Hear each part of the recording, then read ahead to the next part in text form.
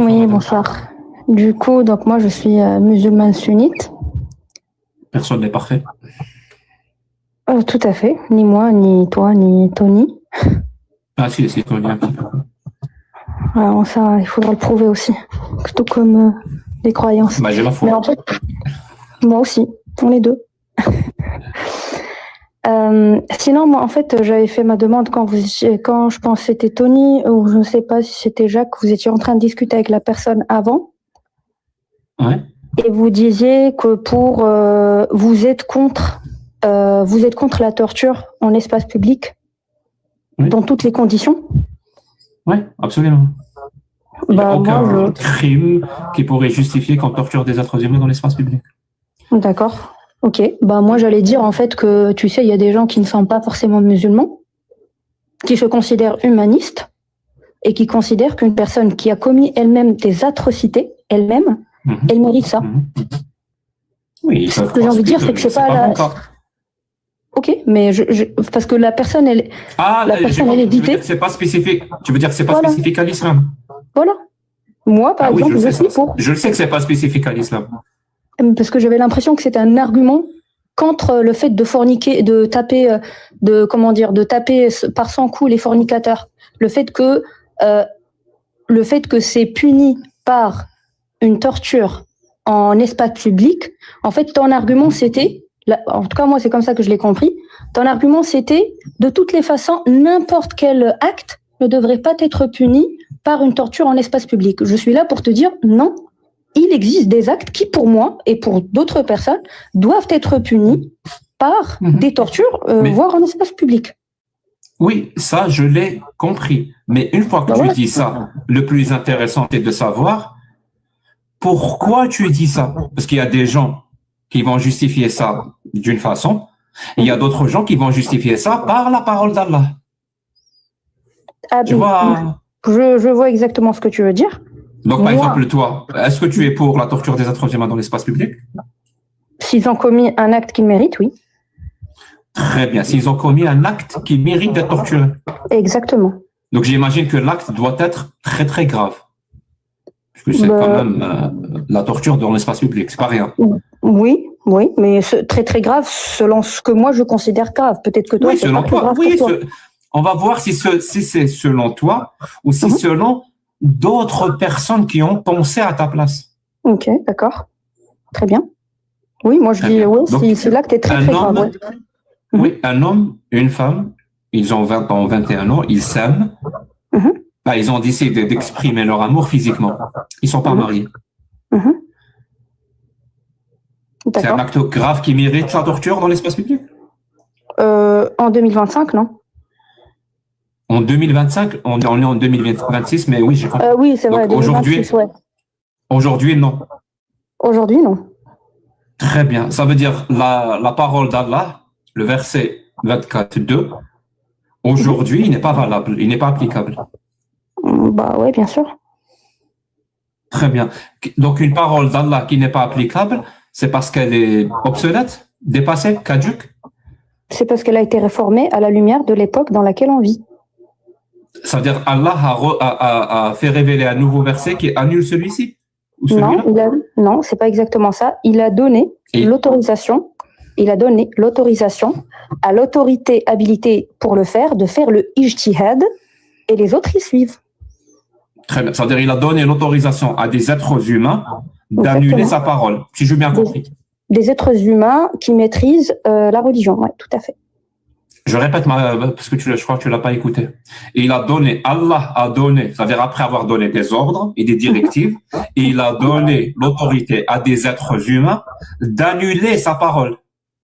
De la réformer, tout à fait, oui. Tout à fait, donc de l'annuler. Et ces personnes-là qui vont annuler la parole d'Allah ou la réformer, c'est sur quelle base? Tu sais, ils ont fait des études pour ça, hein. Moi, je te parle, par exemple, je te parle, moi, en tant que musulmane. Par exemple, c'est sur quelle base qu'ils disent, aujourd'hui, on ne peut pas torturer les êtres humains dans l'espace public? C'est sur quelle base? Ils se reposent sur quoi? Je vais t'expliquer comment ça se passe, en fait, même si je ne sais pas si tu le connais.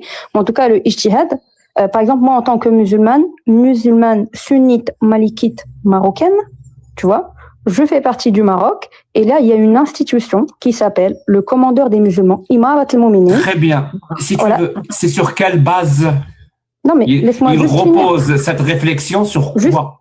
laisse-moi C'est finir. ça qui m'intéresse. Laisse-moi finir, en fait. Ce que j'étais en train de te dire, c'est que la Imarat al-Mouminin, le commandeur des musulmans, il a des personnes inclus dedans qui ont étudié différentes choses, y compris la religion, y compris les conditions actuelles, et il se base sur ça, sur leur connaissance de la religion et les conditions actuelles de la vie. Merci, je suis athée. Donc, me citer une autorité religieuse pour que je me soumette, ça marche pas. Moi, je veux comprendre. Ces gens-là qui, par exemple, ont annulé, j'imagine, aussi le mariage des petites filles, qui ont annulé l'esclavage, qui ont annulé la violence conjugale, peut-être qu'ils ont même annulé le fait de couper les mains des voleurs. Ils ont annulé tout ça. Ils se reposent sur quoi? Ils se reposent sur la parole d'Allah pour annuler tout ça? Allah leur a révélé de nouveaux versets qu'il n'y a pas dans le Coran. En partie, ils se basent sur la parole d'Allah pour savoir voici. Très bien. Quelle parole? Mais tu ne me laisses même pas finir, en fait. Non. On va aller directement. Quelle parole d'Allah? Quelle parole d'Allah ils ont utilisé pour dire on ne peut pas torturer des êtres humains dans l'espace public aujourd'hui? Donne-moi directement la parole. Déjà, pourquoi il se base sur le verset que tu as cité pour la fornication, il se base sur ce verset-là. Ce verset-là demande de torturer des êtres humains. Il faut pas de ne pas les torturer. Jacques, donne-moi une minute pour finir ma phrase, parce que tu peux pas juste prendre des bribes de phrases par-ci par-là. Ni toi tu vas comprendre, ni les personnes qui écoutent. Quand je dis il se base sur la parole d'Allah, ça veut dire déjà il se base sur quelle base déjà? Qu'est-ce qu'on va réformer ou pas? Donc déjà il y a un verset qui a été sorti il y a 14 siècles, d'accord? Ensuite, il le confronte à quoi? Il le confronte aux conditions actuelles aujourd'hui. Est-ce que ça c'est applicable? Est-ce que ça apporte, par exemple, les mauvais résultats que ça a apporté il y a 14 siècles? Par exemple, si on parle de la fornication, il y a 14 siècles, il n'y avait pas de contraception, tout ça. Donc ça a apporté tellement de mauvais résultats qui aujourd'hui sont complètement ça veut dire que les temps ont changé. Oui, je sais, les temps ont changé, voilà. Donc le Coran qui prétend être valable en tout temps et en tout lieu, c'est faux. Il n'est pas valable en tout temps et en tout lieu, parce que les temps ont changé. La parole d'Allah n'est pas valable aujourd'hui. Soit dit en passant, on va le mettre ça de côté, parce que tu ne te rends pas à quel compte c'est un CSC. Mais moi, je te dis depuis tout à l'heure, c'est un but contre son camp. C'est un argument en ta défaveur. Moi, je le vois pas. Je vais juste couper le micro, parce qu'il y a un retour, je ne sais pas pourquoi. C'est beaucoup mieux. Je ne sais pas si il y avait que moi qui avait le retour ou si c'était le cas de tout le monde. J'ai réalisé maintenant que tu me le dis, je l'avais aussi. C'est quand tu as éteint, j'ai vu le contraste. Ouais. Donc, et c'est ça le propos. C'est-à-dire, depuis tout à l'heure, je te dis, ils reposent leur réforme ou le fait qu'ils annulent ce genre d'ordre divin sur quoi? C'est très important de savoir sur quoi ils reposent ça. Et moi, je te dis sur quoi ils reposent. Ils reposent leur réflexion sur les droits de l'homme, sur la Déclaration des droits de l'homme, par exemple, de 1948, qui est une convention internationale que pratiquement tous les pays musulmans ont signée. Tu vois, il repose le fait d'annuler la parole d'Allah. Oui, il repose le fait d'annuler la parole d'Allah sur des textes humains. Ça veut dire ces textes humains-là, comme par exemple la Déclaration des droits de l'homme, dans son article 4 et 5. 4, il dit « Nul ne sera tenu en esclavage. » Et le commerce des esclaves est interdit sous toutes ses formes. Et l'article 5, nul ne sera soumis à la torture. Tu vois, l'article 4 et 5, c'est des paroles humaines. Ces paroles-là, c'est des paroles humaines. Et ces paroles humaines-là, c'est-à-dire c'est pas des révélations divines, c'est le produit de notre intellect, ces paroles-là sont tellement meilleures que les paroles d'Allah qu'aujourd'hui, ces personnes-là préfèrent prendre la parole humaine et ne pas prendre la parole d'Allah. Parce que, je suis désolé, dans le Coran lui-même, il prétend que sa parole est valable en tout temps et en tout lieu. Saliha li kulli makanin wa zaman. Comment ça se fait qu'une parole qui est valable en tout temps et en tout lieu, aujourd'hui, elle n'est plus valable? Ça veut dire rien que dire ça, ça veut dire que c'est bon. Ce Coran ne sert à rien. Et moi, qu'est-ce que j'en conclus?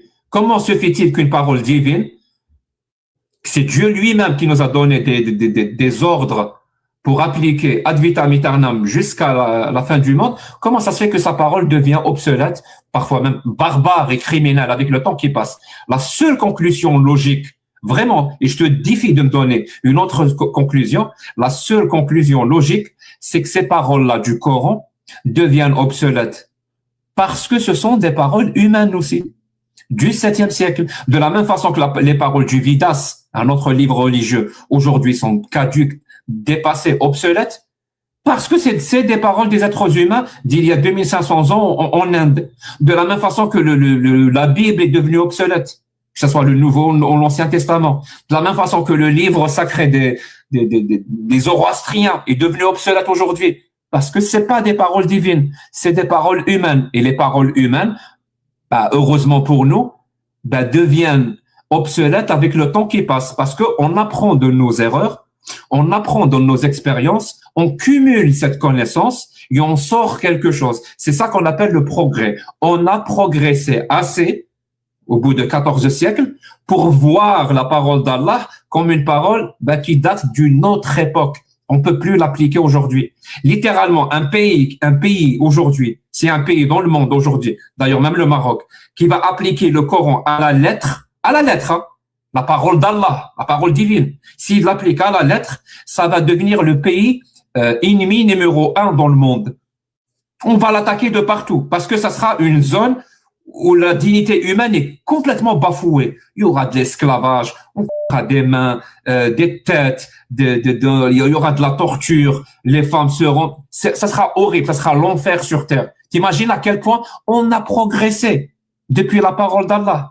Et toi, tu me dis que cette parole-là, elle est divine. Il n'y a rien de divin là-dedans. Il n'y a absolument rien de divin. Maintenant, si tu veux répondre, j'espère que tu vas utiliser des arguments. Ok, très bien, je vais te répondre. J'espère que tu vas me laisser le temps d'expliquer mon idée pour te répondre. Et en même temps, je t'invite à laisser de côté, on va dire, ton comment dire, pour utiliser un mot qui soit pas méchant, mais on va dire ton désaccord avec l'islam. J'espère que tu vas le laisser de côté, et même les gens qui écoutent, qu'ils laissent ça de côté et être de bonne foi pour comprendre ce que je vais dire, d'accord? Juste une petite parenthèse, je vais le dire au début, le fait que aujourd'hui on réforme la parole de Dieu à la lumière, je suis bien d'accord, des droits de l'homme, pour moi ça ne soustrait en rien le fait que c'est la parole d'Allah, et je vais l'expliquer plus tard. Mais juste la petite parenthèse que je voulais dire, j'avais envie de te dire que Omar ibn Khattab, d'accord, le compagnon du prophète, il a dit, en lui associant en tout cas cette phrase que tu connais certainement, ça veut dire depuis quand vous prenez les gens pour esclaves alors que leurs mères les ont mis au monde libres. Cherchez la phrase, hein. Il l'a dit à l'an 640. Les droits de l'homme, ça existe plus récemment que ça. Mais voilà, ça c'était juste une parenthèse. Mais là, je vais répondre avec des arguments logiques, en tout cas selon ma vision de l'islam en tant que musulmane sunnite malikite. La première des choses, quand tu me dis que tu me dis je peux pas donner d'arguments logiques pour contredire ce que tu as dit, la conclusion à laquelle tu arrives, et qui est que la seule possibilité, c'est que c'était des paroles humaines et aujourd'hui on a avancé et donc on les a réformées. Moi, ce que j'ai envie de te dire, c'est que oui, le Coran, il est sorti, comme le Coran le dit, avec des paroles compréhensibles par les humains de cette époque et de cette langue-là. Il le dit, un homme parmi vous, lisanan arabiyyan, pour que vous le compreniez, une langue arabe. Donc, il a utilisé la logique des hommes qui vivaient à cette époque-là pour leur transmettre des messages. Mais parce que Dieu, c'est lui qui a créé les humains, il sait qu'ils vont avancer, que l'éthique, elle va avancer, qu'ils vont mettre en place des droits de l'homme, etc.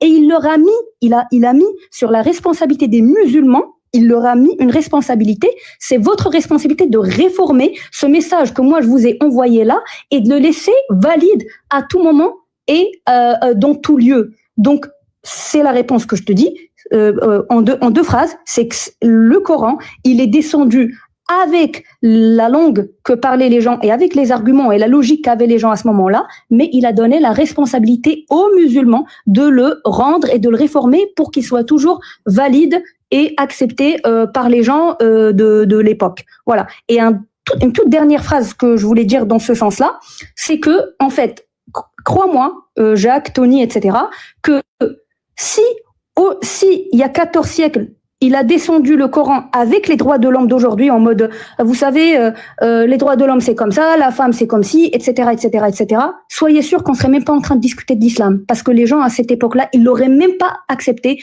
ils l'auraient même pas compris, ça aurait été complètement en décalage par rapport à eux. Voici, c'était ça mon argument. Tu veux que je réponde? Merci. Non, je vais répondre. Ouais, c'est bon. C'est très intéressant comme argument. Merci, madame, parce que ça fait longtemps que j'ai pas été confronté à cet argument. Donc, ça me permet de faire démonstration de ça.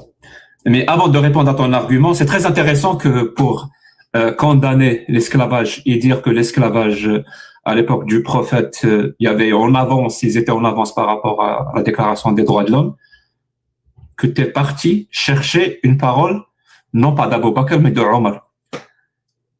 C'est bizarre, tu trouves pas, madame? Pourquoi tu n'es pas allé chercher la parole d'Allah? Pourquoi tu n'es pas allé chercher la parole du prophète? Tu es allé chercher la parole de Omar. Mais moi, je la connais bien, cette parole, madame. Il l'a pas dite pour demander ou pour abolir l'esclavage ou je ne sais quoi. C'est dans un contexte bien précis, parce qu'il y avait un conflit entre lui et le roi d'Égypte. Rien à voir. Je peux même te donner la preuve. Bah, lui-même, il avait des esclaves. Si tu es malikite, comme tu dis, donc sunnite, bah, lui-même avait des esclaves. Donc, tu peux m'expliquer.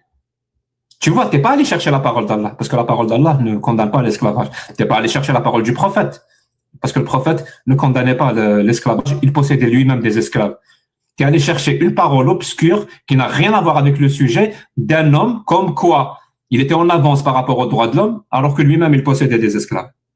Maintenant, je vais répondre à ton argument, celui qui m'a plu vraiment, me dire que c'est normal que le Coran corresponde aux us et coutumes de l'époque, parce qu'il n'y avait que comme ça qu'il aurait été accepté par les êtres humains de l'époque. C'est très intéressant comme argument.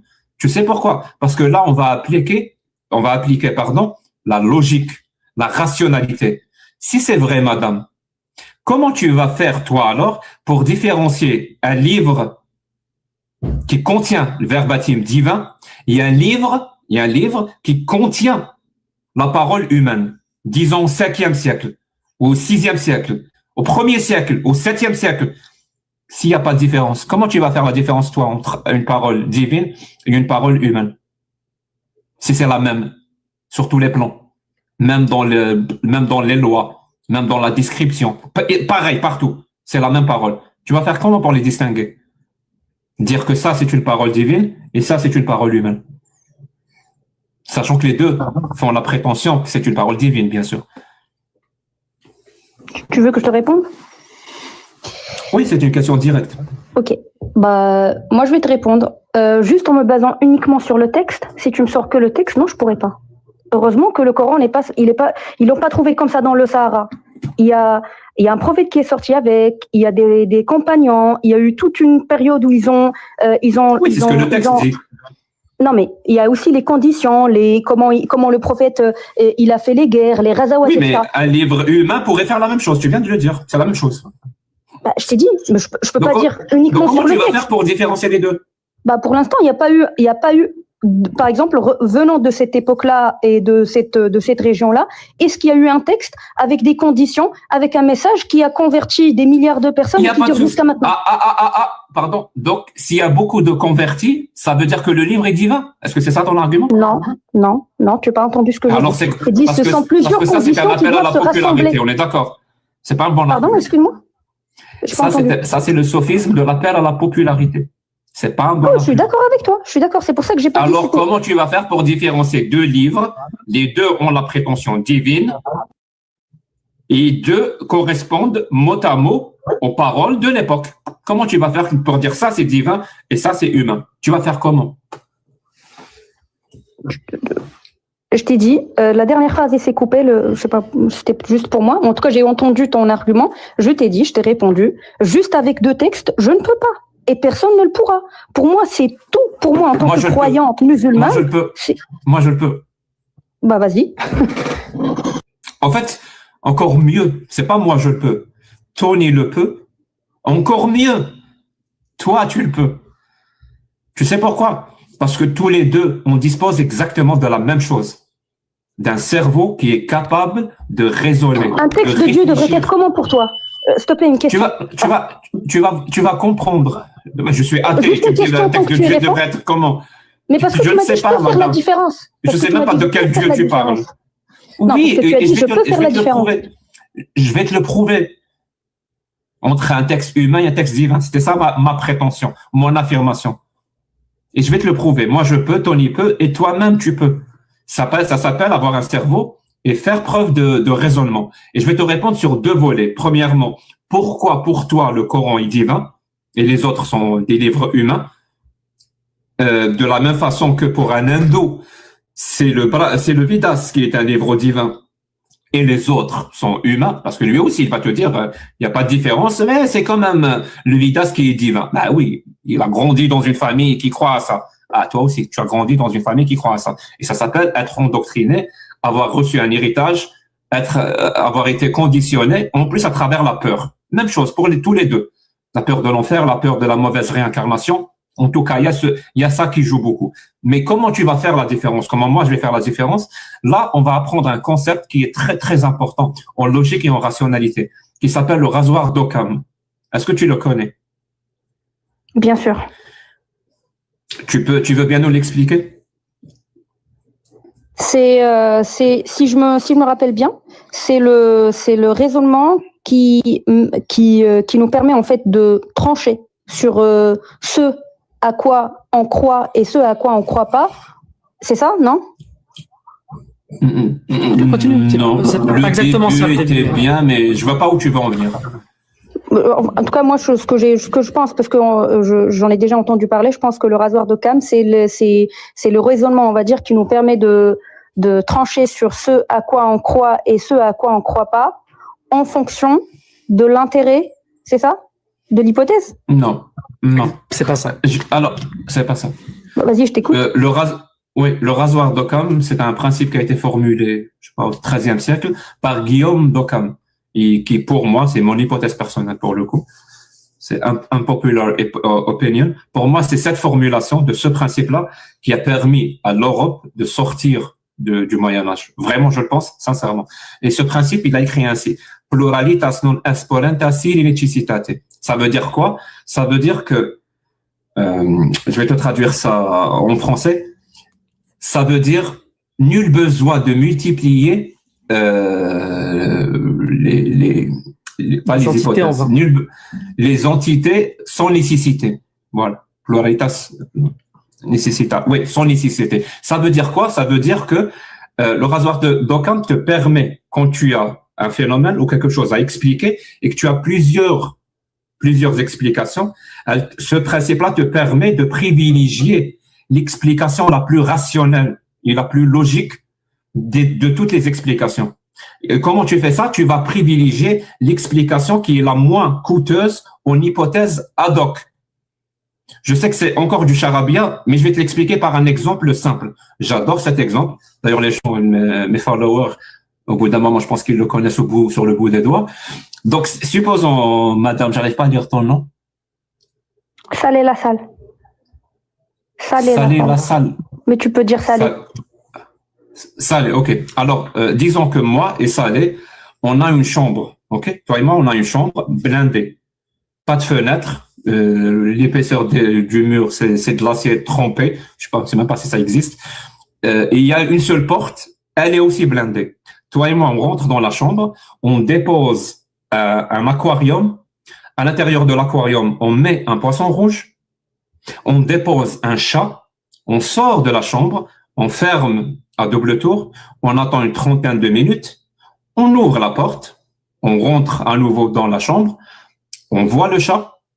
On voit l'aquarium, mais le poisson rouge n'est plus là. Il a disparu. C'est-à-dire qu'on a un phénomène à expliquer.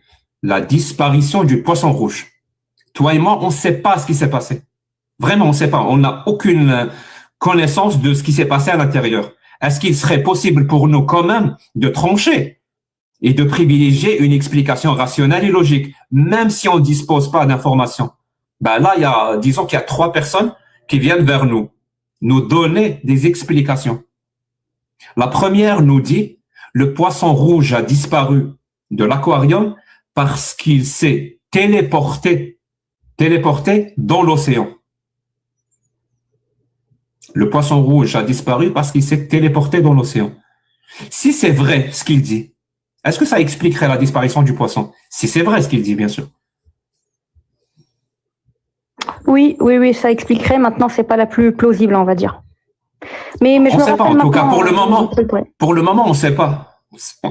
Si c'est vrai, ça expliquerait la disparition du poisson rouge. Je suis d'accord. La deuxième personne vient vers nous et nous dit non, c'est pas ce qui s'est passé.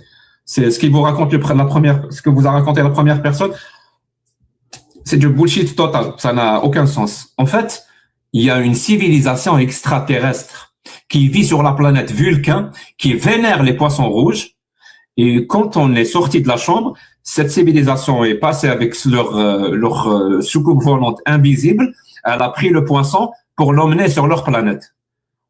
Bon, c'est un scénario rocambolesque. C'est un scénario d'un film de science-fiction. Mais si c'est vrai, c'est ça qui s'est passé. Ça expliquerait aussi la disparition du poisson rouge. On est d'accord? Oui, c'est clair pour moi. Après, moi, c'est clair. J'ai compris le raisonnement complètement. Et je pense même... On n'a pas fini. Non, on n'a pas fini. Je t'assure qu'on n'a pas fini. Et surtout dans ce genre d'exemple, rien ne sert de courir. Il faut vraiment aller étape par étape. Donc là, il y a une troisième personne qui vient vers nous. Elle nous dit, supposons que cette troisième personne est musulmane, hein. Elle nous dit, non, c'est la première personne, la deuxième personne, ce qu'elle vous a raconté, c'est n'importe quoi. C'est de la foutaise. En fait, c'est le chat qui a mangé le poisson rouge. C'est pour ça qu'il n'est plus dans l'aquarium. Si c'est vrai ce qu'elle raconte, ça expliquerait la disparition du poisson rouge. On est d'accord? Oui, non, mais oui, bien sûr, ouais. Donc toi et moi, on veut être rationnel et logique. Des trois explications, qu'on nous a données, la téléportation dans l'océan, la civilisation extraterrestre et le chat qui mange le poisson. Si on veut rester rationnel et logique, laquelle d'explication on va privilégier? Le chat, bien sûr, le chat. Le chat. Et on sait pourquoi? Parce qu'il faut éviter de privilégier des explications quand il y a trop d'hypothèses ad hoc. Ça veut dire si on va privilégier la première hypothèse, la première explication, on doit prouver que la technologie de la téléportation existe. Et en plus que les poissons la possèdent. Moi, je viens juste expliquer un phénomène de la disparition du poisson rouge. Et par malheur, j'ai validé une explication et maintenant je suis obligé, je me retrouve avec un mystère encore plus grand. La téléportation, les poissons rouges qui possèdent cette technologie, c'est trop lourd. C'est trop lourd comme mystère.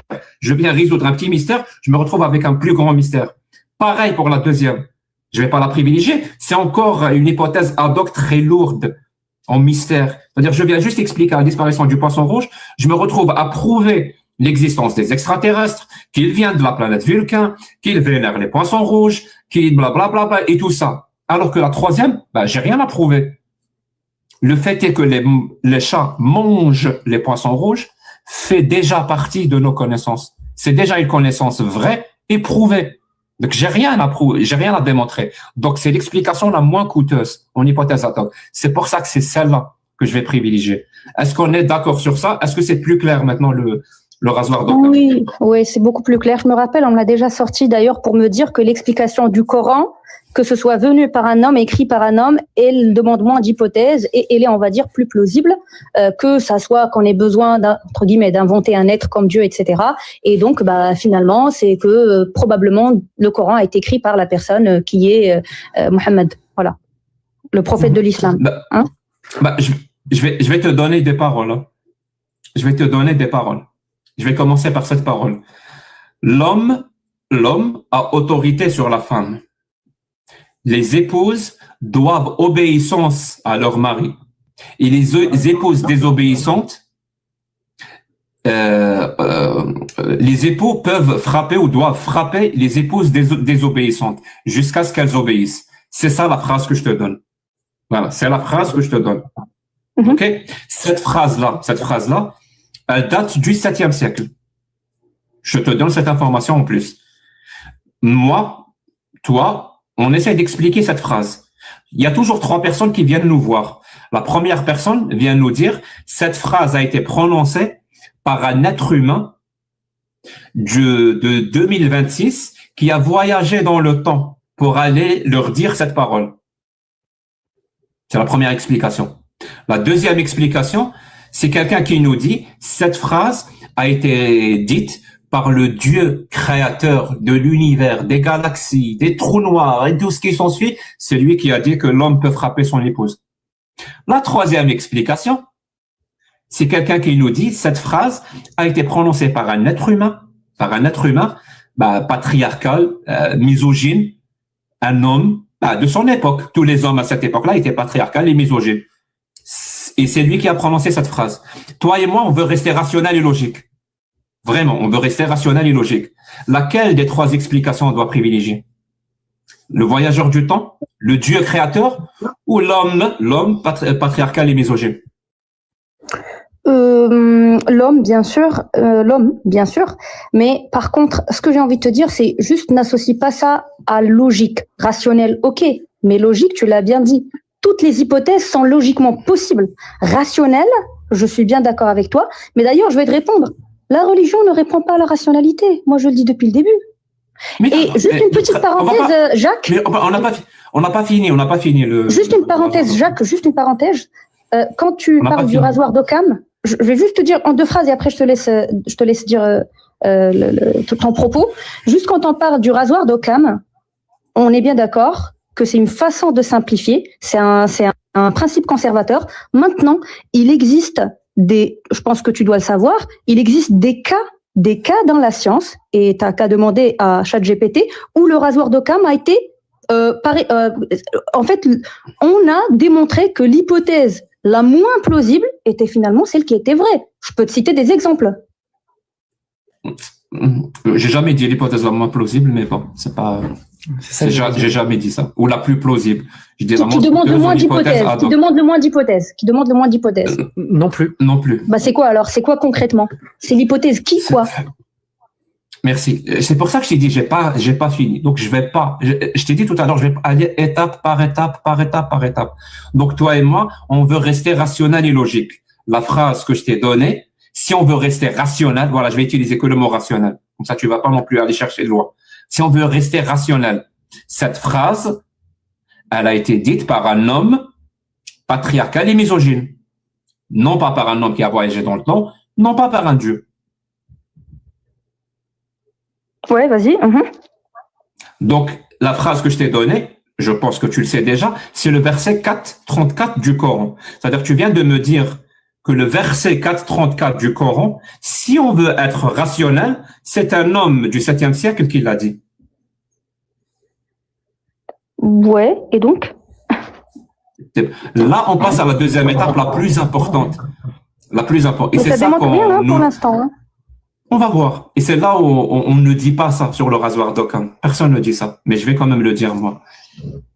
Tu te rappelles quand je t'ai raconté l'hypothèse du poisson rouge? Le voyage dans le temps. La téléportation, les extraterrestres et le chat qui a mangé. Ouais. Il y a un détail que j'ai oublié de te dire. Mais maintenant, je vais me rattraper, je vais te donner ce détail-là. La deuxième personne, celle qui nous a dit que c'était une civilisation extraterrestre qui vient de la planète Vulcain, qui vénère les poissons, qui est venue prendre le poisson. Cette personne-là, elle a grandi dans un environnement, dans une famille qui croit à l'existence des extraterrestres de la planète Vulcain qui vénèrent des poissons rouges. Ça fait des générations et des générations qu'ils croient à ça, dur comme fer. Est-ce que tu penses, peut-être que j'ai tort, tu penses pas qu'elle nous a donné cette hypothèse-là et qu'elle a privilégié cette hypothèse-là du poisson rouge enlevé par les extraterrestres parce que justement elle a grandi dans une famille qui croit à ça? C'est possible ou pas? Probablement, oui. Probablement. Et rappelle-moi dans la famille dont tu as grandi, toi. Musulman, sunnite, malikite. Et c'est une famille qui croit que le Coran est divin. Bien sûr. Donc c'est possible que l'explication, elle est là, c'est une parole humaine, du 7e siècle, parole d'un homme patriarcal et misogyne, c'est rationnel. Et toi, tu insistes quand même, comme le monsieur des extraterrestres insiste, toi, tu insistes que c'est une parole divine. Lui, il a insisté parce qu'il a grandi dans une famille qui croit à ça, c'est leur dogme. Et peut-être que toi aussi, tu insistes parce que on t'a endoctriné là-dedans, comme lui. C'est possible. Si on se limite aux hypothèses logiques, oui, c'est possible, oui. Juste pour, si tu as un voilà. truc à dire. Ouais, juste pour te dire, hein, moi, en tant que musulmane, et je pense que n'importe quel croyant, hein, d'ailleurs les musulmans aussi, hein, j'en connais beaucoup, on sait très bien que l'islam, moi je le dis toujours, l'islam est une hypothèse cohérente. C'est tout. L'islam est une hypothèse cohérente. Je ne pourrai jamais te prouver qu'elle est vraie. Tu ne pourras jamais me prouver qu'elle n'est pas vraie. Ni toi, ni moi pouvons prouver ça. Et c'est pour ça que ça s'appelle une croyance. C'est pour ça que ça s'appelle la foi. C'est pour ça que ça s'appelle croire et non pas savoir. En arabe, l'iman et non pas le ma'rifa. Voilà. Enfin, je veux dire, c'est pour ça que je te dis ce que tu me dis ne démontre rien. Si tu me dis que pour toi, en tant que non-croyant, l'islam est une hypothèse qui demande plus de comment dire, qui demande plus de choses, qui demande plus de postulats, on va dire, etc. Moi, je peux le comprendre. Mais moi, en tant que musulmane, c'est ma croyance. Et voilà, c'est tout. Pardon, madame, mais je t'ai déjà entendu dans un autre live. D'accord, ok. Ouais. Ok. Ouais, ouais, c'était sur un live marocain. Où tu racontais, oui, je me rappelle maintenant, où tu racontais que à Casa, toi et tes amis, vous sudoyez des enfants avec des bonbons pour qu'ils soient abusés par des adultes. Je trouve ça très grave. Non. Je t'assure que non, c'est pas moi. Et je te défie de me sortir le live où je parlais de ça. Je te jure sur. Prouve-moi que c'est faux. Prouve-moi que c'est faux. Sinon, c'est vrai. Je peux pas te le prouver. Je peux pas te le prouver.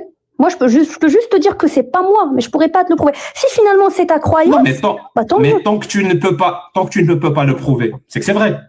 Parce que si c'était faux, tu pourrais le prouver que c'est faux. Non, je pourrais pas le prouver. Exemple. Donc c'est vrai alors. Donc c'est vrai. Exemple. Non, ce sont deux hypothèses cohérentes, mais pour moi. Là, on parle d'enfants abusés, toi tu parles d'hypothèses. Tu peux prouver que c'est faux ou pas? Je t'accuse. Non, mais je t'accuse directement d'un truc horrible. Et toi, tu me parles d'hypothèse. Moi, je parle. Là, je laisse tout émotionnel de côté. Oui, je t'accuse. Je fais une affirmation. Tu peux m'accuser. Tu peux prouver que c'est faux. Tu peux prouver que c'est faux ou pas? C'était ça ma question. Non, je ne peux pas prouver. Donc c'est vrai. Non. Donc c'est vrai. C'est pas ma croyance. Non. Quoi, c'est faux? C'est faux? Pour moi, c'est faux. Bien sûr que c'est faux. Pour toi, c'est vrai. Tant mieux pour toi. Donc c'est vrai. Si pour toi c'est faux et pour moi c'est vrai, donc c'est vrai. Je n'ai pas la possibilité d'ouvrir ta tête et de te mettre à la vérité. Donc ce que tu crois ce que tu veux. Hein. Donc c'est vrai. Vu que je le crois, et toi t'arrives pas à prouver que c'est faux. Dans le référentiel Jacques Le Fou, c'est vrai. Dans le référentiel Jacques Le Fou, je répète, écoute ce que je dis. Vu que moi je crois que c'est vrai et que toi t'arrives pas à prouver que c'est faux, donc c'est vrai. Pour Jacques Le Fou. Non, c'est vrai. Point. C'est vrai pour Jacques Le Fou, pas pour Salé. Mais tu viens de comprendre un principe. Bien sûr que je t'ai jamais entendu ailleurs. Tu viens de comprendre un principe qui s'appelle la charge de la preuve. La charge de la preuve. C'est celui qui affirme des choses, comme des accusations ou des choses extraordinaires, c'est lui qui a la charge de la preuve. C'est très débile d'aller demander à des gens de prouver que ce qu'on a dit est faux. Ça ne se fait pas. Ça s'appelle inverser la charge de la preuve. Et généralement, les gens qui font ça, c'est parce que justement, ils n'arrivent pas à prouver que ce qu'ils disent est vrai. Tu comprends? C'est-à-dire, tu vas pas me dire, tu peux pas prouver que Allah, c'est faux. Sérieusement? Je crois vraiment que c'est à moi de prouver ça? C'était pas à toi de prouver que tu es innocent. C'est à moi de prouver que tu es coupable. De la même façon, tu fais une affirmation extraordinaire comme quoi Allah, ou je ne sais quoi, le bouraq, diviser la lune et toutes ces conneries-là. Tu me demandes à moi de prouver que c'est faux. Il me suffit de te demander, est-ce que tu as des preuves? Tu n'en as pas. Il suffit déjà pour dire que donc ça n'a aucun sens. Mais la croyance n'a pas besoin de preuves. En plus de ça, je suis allé au-delà de ça. Je t'ai même démontré, vraiment une démonstration parfaite, pourquoi tu affirmes ce genre de truc. Parce que tu as grandi là-dedans. Littéralement, tu as grandi là-dedans. C'est ça ton héritage. De la même façon qu'un hindou a l'héritage de l'hindouisme, Il y croit dur comme fer. Un zoroastrien à l'héritage du zoroastrisme, il y croit dur comme fer. Ben c'est comme ça. Je peux même prendre la MacMonde, enfin comment on appelle ça? MacMonde, si, c'est ça. Je peux même prendre la MacMonde, la carte du monde, toute MapMonde. MapMonde, voilà, merci. Je peux même prendre la MapMonde au complet et je peux la diviser. Je peux la diviser région par région pour dire, ah, là, tu vas trouver des musulmans. Ah, là, tu vas trouver des hindous. Ah, là, tu vas trouver des juifs. Là, tu vas trouver des chrétiens. Là, tu vas trouver... C'est une coïncidence. On arrive littéralement à diviser le monde par religion, par langue et par plein de choses. Bah oui, ça s'appelle un héritage. Et je suis désolé, mais la vérité, tu sais ce que tu n'as pas compris. La vérité, elle, ce qui est vrai, c'est-à-dire c'est les affirmations qui sont vraies. La vérité, elle s'en fout de ce qu'on croit. Elle s'en fout royalement. Il y a même cette définition de la vérité que j'aime beaucoup. Je sais plus quel auteur, je crois que c'est Isaac Asimov ou un autre qui disait la vérité, c'est ce qui persiste, ou la réalité, c'est ce qui persiste à exister même quand on cesse d'y croire. C'est-à-dire, même si tu n'y crois pas, ben, si c'est vrai et que ça correspond à la réalité, eh ben, c'est vrai. Même si tu n'y crois pas. C'est une position philosophique, ça. Ben, c'est pas une position philosophique, madame. Ah, si. Moi, tu sais quoi? Ben, je vais te la démontrer que c'est pas une position philosophique. Philippe Kadik, merci, le chat. Si je te dis que moi ou Tony, on ne croit pas à la gravité. Pour nous, la gravité n'existe pas. Elle n'existe pas. C'est faux. C'est une invention. C'est un complot. C'est un complot des venteurs de calendrier de chat. Vraiment, c'est un complot énorme. Si on saute d'une montagne, on va voler. On croit vraiment dur qu'en fer que la gravité n'existe pas. On va voler? Non, bien sûr que vous n'allez pas voler. Qu'est-ce qui va se passer si on saute? Vous allez être soumis à ce que nous appelons la gravité, oui, bien sûr. Mais nous, on n'y croit pas. Et donc? Et on n'y croit pas à la gravité. Non, mais quand je dis... Non, attends. Tu as pris un exemple d'un phénomène pour dire que des choses que nous considérons la vérité, on y est tous soumis. Je suis bien d'accord avec toi sur ce point-là. Mais par contre, la vérité dans sa globalité... Si Allah existe et qu'il envoie des gens en enfer et au paradis, même si on n'y croit pas nous, alors qu'il existe, c'est la réalité, c'est Allah. Même si on n'y croit pas, ben, quand on va mourir, ben, on va aller en enfer. Parce que c'est la réalité. On peut ne pas croire. C'est ma croyance. C'est ma croyance. C'est ma croyance. Merci, madame. Donc, ce que tu crois, ce que tu prends pour vrai, ça veut dire que c'est vrai aussi pour moi. Ah non. La croyance. C'est pour ça que je te dis. Je viens de t'expliquer. Ben, justement, laisse-moi une minute pour t'expliquer ce que j'ai envie de dire. Tu veux dire que Allah existe pour toi. Si tu meurs, il va te juger. Mais puisque moi, je ne crois pas en Allah, quand je vais mourir, il ne va pas me juger. Ne prédis pas ce que je vais dire, c'est pas ça que j'allais dire. J'allais dire que pour moi, il y a deux choses. Dans notre cerveau, il y a deux choses. Il y a la rationalité et il y a la partie croyance.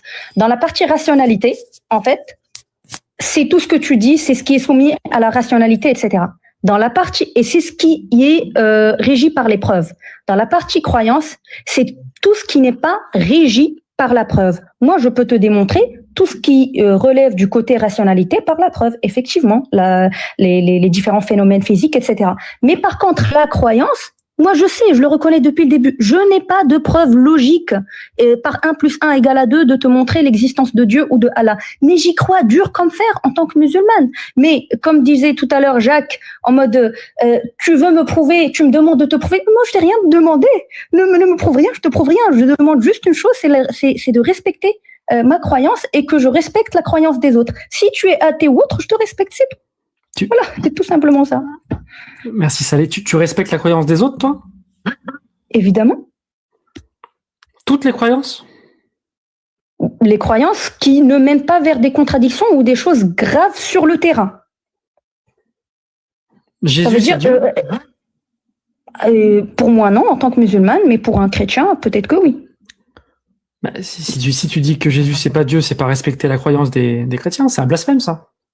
Bah pour moi c'est respecter. Après on va pas rentrer dans ce qui est la définition du mot respecter. C'est juste pour te montrer que parce que pour moi quelqu'un qui dit Allah n'est pas Dieu, pour moi il ne respecte pas la religion.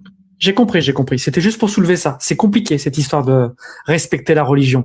On respecte des personnes. Les religions, les idées, ça n'a pas de droit. C'est pas des personnes. Je voulais juste faire cette parenthèse là. Mais je vais revenir sur ce que tu disais Tu as admis que tu croyais sans preuve. Comme tous les musulmans, comme ce qui est écrit dans le Coran, oui. Dans le Coran, c'est écrit, c'est pas écrit prouvé ou autre, c'est écrit en arabe, c'est écrit musaddiqan lima bayna yadayhi. Aucun souci. Aucun souci. Et comme tous les juifs, comme tous les chrétiens, comme tous les shintoïstes, on est bien d'accord. Mais est-ce que tu crois que croire sans preuve quelque chose qui peut diriger ta vie, quelque chose qui prend une place énorme, qui te dicte des règles, croire ça sans preuve, est-ce que tu crois que ça peut être un risque?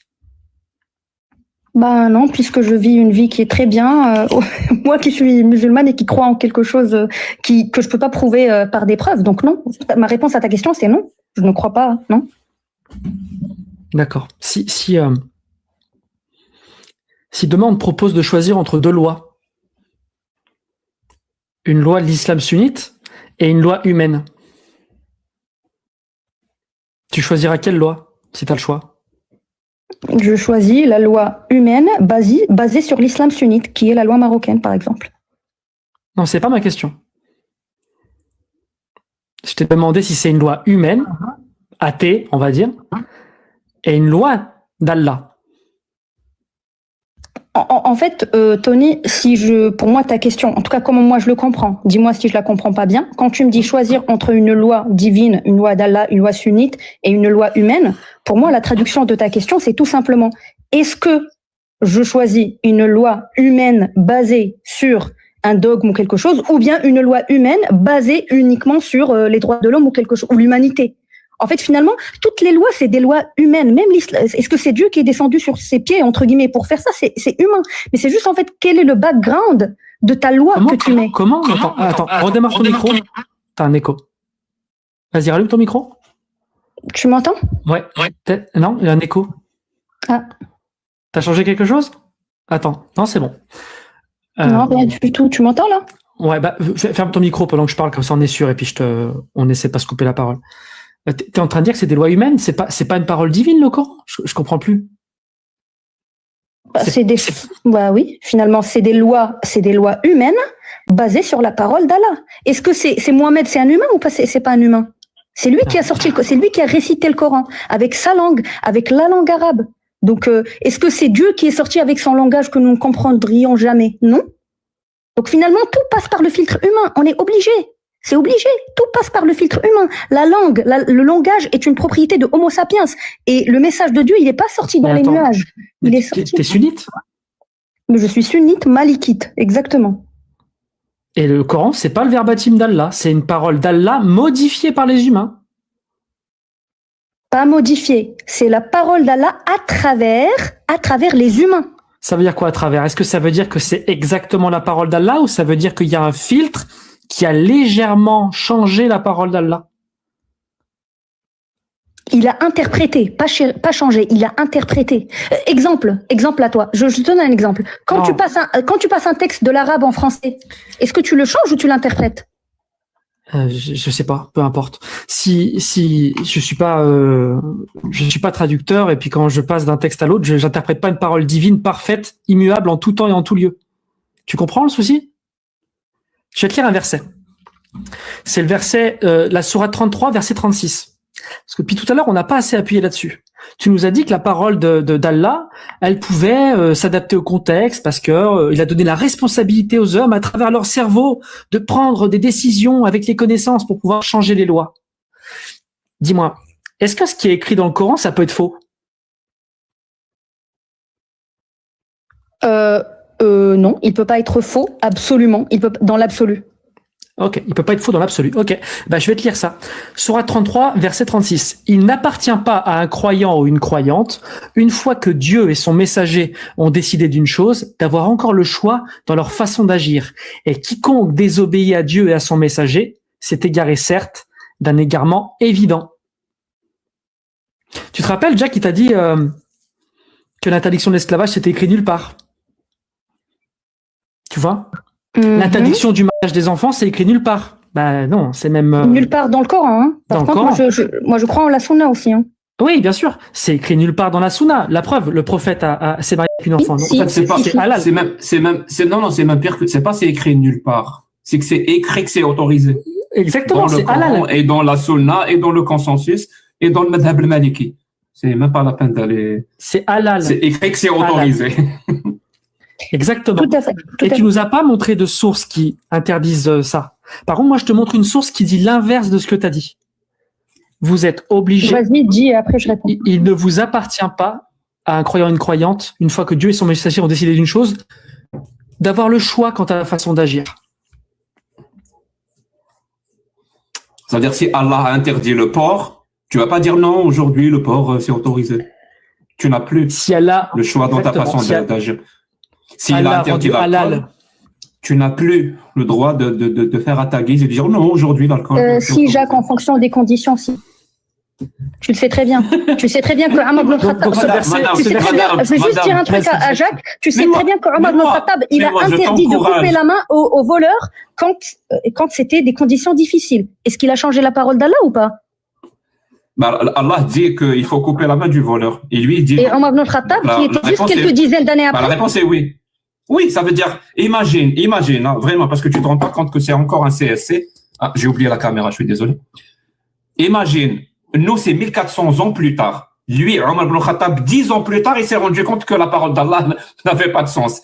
Et il l'a annulé. Rien que 10 ans plus tard. Imagine, nous, 1400 ans plus tard. Bien sûr qu'on trouvera plein de choses qui ne vont pas. Et lui, rien que 10 ans plus tard, il s'est dit, mais c'est quoi cette connerie de couper la main du voleur? Je vais me retrouver avec des manchots, je sais pas quoi. Ça n'a aucun sens. Donc, il l'a annulé. Ça, c'est juste 10 ans plus tard. Juste 10 ans plus tard, il s'est rendu compte que la parole d'Allah n'avait pas de sens. Donc, nous, 1400 ans plus tard, bien sûr qu'elle n'a plus aucun sens. Le Coran n'a plus aucun sens. Et tu sais, tu dis depuis tout à l'heure que le Coran, c'est exactement, mais c'est pas exactement la parole d'Allah, tout ce que tu veux. Est-ce que Mohammed, selon toi, a reçu la révélation divine? Est-ce que Allah lui disait des trucs? Alors, tu m'as posé deux questions. Tu te rends compte que tu m'as posé deux questions? Non, une seule question. La première, du coup, je veux juste y répondre quand même. C'est la première là Oui. que tu as posée C'était par pas une rapport. question, c'était une réponse. C'était une réponse à ton Ouais, argument. mais par contre, moi, ce que j'ai envie de te dire quand tu me dis, c'est juste qu'après plusieurs dizaines d'années et nous 1400 ans, et du coup, Omar ibn Khattab il s'est dit, mais c'est quoi ça? Non, je vais pas. Non, c'est parce que la parole d'Allah et la parole de son messager, comme c'est dit dans le verset, c'est d'adapter. Le messager, il a dit adapter le message divin. Et Pour ça. Omar ibn Khattab, il l'a fait. Bah, je peux te le sortir. Je vais chercher, Non, je non. te le sors. J'ai pas de souci. en mémoire les. L'adapter en fonction du contexte Et du coup, je veux répondre aussi à ta deuxième question. et le contexte de l'époque, c'est les connaissances. Donc ça dépend des connaissances qu'on a qui vont nous dire si Allah avait raison ou pas. Je suis d'accord avec toi pour le coup. Si toi tu dis que c'est Et la- Allah et la avait question- raison, pour moi réformé. Pour moi c'est réformé. C'est pas, elle avait toujours raison. Mais Oui. pour la deuxième parole- question, Je suis d'accord avec toi. La parole d'Allah a besoin d'être réformée. bah oui. Donc, Ah bon. on va continuer. Il nous a Absolument, autorisé bien à la sûr. réformer, ouais, on est bien d'accord. Et du coup, Oui, pour oui. répondre à ta deuxième question, si le prophète est tu m'as dit, est-ce que le prophète il a réellement reçu la parole divine? C'était ça ta question. Pour moi, il a réellement. Est-ce que Allah lui disait des trucs ou est-ce qu'il nous racontait des bobards? Bon, en gros, c'est Non, ça. pour moi, Allah ne peut pas parler. Donc, en tout cas, ça c'est ma vision. Allah ne peut Non, pas mais- parler. Donc, il a. Oui, je parle pas de parler directement, c'est pour ça qu'on parle de verbatim. Ça veut dire, est-ce qu'il lui a... est-ce que le haql ou risala, est-ce qu'il lui a donné des messages? Ça veut dire, si Allah voulait que Un message, le prophète comprenne... Si Allah voulait que le prophète doit comprendre un truc, il lui faisait un message d'une forme ou d'une autre. C'est-à-dire, Allah faisait parvenir au prophète ce qu'il estimait être important. En gros, Al-Wahi, c'est ça que tu veux dire. Al-Wahi. Est-ce qu'il lui a Oui, la Al-Wahi révélation. dans sa tête? C'est Oui. ça. Hein. Pour moi, je suis complètement d'accord, oui, qu'il y a eu la révélation de Allah à. Les gens, ils s'imaginent qu'il lui a parlé en mode téléphone. Non, c'est Mais pas comme ça. oui, mais Voilà. Allah pouvait pas faire parvenir des messages clairs au prophète. C'était ça ma question. Parce que le prophète était juste un simple humain. Il peut pas comprendre Oui, des mais il messages divins. pouvait lui faire parvenir des messages clairs Via la révélation, oui. via la révélation. Oui. Maintenant, je vais te poser une question qui va te sembler rien à voir, mais elle a un rapport direct. Vraiment direct à 100%. Je vais te donner la définition d'un V, un miol. Voilà. On peut pas dire le mot sur TikTok. Et tu vas me dire si cette définition te convient ou pas. Un V, c'est toute relation entre deux personnes où l'une des deux parties n'a pas donné un consentement éclairé et continu. Est-ce que cette définition te va ou est-ce qu'elle est pourrie? Bien sûr, en 2026, oui. Non, cette définition, on est d'accord. Si l'une des deux parties n'a pas donné son consentement. Oui, aujourd'hui, oui, bien sûr. Ouais, aujourd'hui, si tu veux. Est-ce qu'une gamine de 9 ans peut donner son consentement? Aujourd'hui, non, oui. Elle peut pas. Elle peut pas. C'est-à-dire, par définition, à chaque fois qu'il y a une relation S, à chaque fois qu'il y a une relation S avec, entre un adulte de 40 ou de 50 ans avec une gamine de 9 ans, par définition, c'est un V. Parce qu'elle peut pas donner son consentement. Mais c'est bien ce que je t'ai dit depuis tout à l'heure, oui. Très bien. Toi, tu connais tu le sais, toi. On est d'accord? Tu le sais, ça? Heureusement, oui, heureusement. Ouais. C'est bien de le savoir, on est d'accord? Ne pas le Bien savoir, sûr, ça serait bête de ne pas le savoir. Oui, en 2026, oui. Moi, je le sais. C'est bien de le savoir. Et je le sais. Est-ce que Allah le savait? C'est une vraie question. Allah savait que les humains en 2026 trouveraient ça bien sûr évident. Je répète ma question parce que non. Je répète ma question. Est-ce que Allah savait ce que toi et moi, on sait? Qu'une gamine de 9 ans ne peut pas donner son consentement. C'est ça ma question. Il savait qu'en 2026, oui. C'est-à-dire en 2025, elle peut. Il y a 14 siècles, c'était pas la même Elle vision. pouvait. C'est-à-dire une gamine de 9 ans, il y a 14 siècles, pouvait donner son consentement pour une relation S avec un homme de 54 ans. Non, elle pouvait pas. Donc Allah le savait qu'une gamine de 9 ans, au 7e siècle, ne peut pas donner son consentement à un homme de 54 ans. Il le savait, ça. Bien sûr, bien sûr, bien sûr. Merci. Si Allah pouvait faire parvenir à n'importe quel moment un message au prophète, pourquoi il s'est tu, il n'a rien dit quand le prophète a décidé de condamner une gamine de 9 ans? Pourquoi il n'a pas dit hop, oh, Momo, mais ça va pas, qu'est-ce que tu fous là? Elle a 9 ans, elle peut pas donner son consentement. Pourquoi il n'a rien dit, Allah? C'est ce que je t'ai dit tout à l'heure, parce que Allah, il envoyait ses messages à l'époque, à la lumière de l'époque. C'est tout. C'est ma seule réponse que je pourrais te dire. Donc, très bien. Supposons que toi et moi, maintenant, on sait qu'une relation S avec une gamine de 9 ans, c'est un V. On le sait. Et on a devant nous une personne qui va commettre cet acte-là. Et on fait rien pour l'en empêcher. Rien, absolument rien. Est-ce qu'on est complice? Parce qu'on le sait, nous. Bien évidemment, bien évidemment. Très bien. Est-ce que Allah, dans ce cas-là, qui savait que c'était un V, parce qu'il n'y avait pas consentement, Allah, il sait tout. Oui, il était complice. Est-ce que Allah était complice d'un V? Bien évidemment. Et alors? Merci beaucoup, madame. Tu vénères un Dieu qui est complice d'un V. Qu'est-ce que tu veux que je te dise? Il est de petite fille. D'accord. Ok. Du coup, je peux te dire quelque chose? Je te laisse le mot de la fin. Oui, il n'y a pas de souci. Vas-y. Je vais te dire le mot de la fin. Quand je te dis qu'il est complice d'un V, moi, je vais faire juste un rewind pour te dire quelque chose de simple. En fait, si nous considérons que Dieu est le créateur, regardons la création autour de nous. Est-ce qu'il y a bien une notion de persécution et d'injustice dans cette création-là? Le lion, il mange la gazelle. Une femme, elle a besoin de porter un enfant pendant 9 mois, etc. Donc, la création elle-même, elle est injuste par nature. Donc, considérer que le Dieu, il doit être juste et ne jamais être complice d'injustice, c'est un fantasme humain. C'est un fantasme humain.